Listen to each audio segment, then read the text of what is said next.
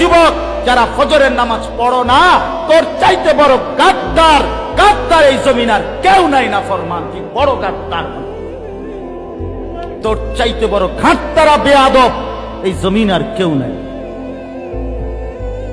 মনে রাখিস বেটা, বেনামাজির মতো অসভ্য, বেনামাজির মতো বেয়াদব আল্লাহর জমিন আর কেউ নাই। যার কপালে সেজদা নাই সে মানুষ না, ওই জানোয়ার, ওই জানোয়ার বেটা, ওই জানোয়ার। এটা আমি বললাম না, হিম্মত থাকলে প্রতিবাদ করবেন।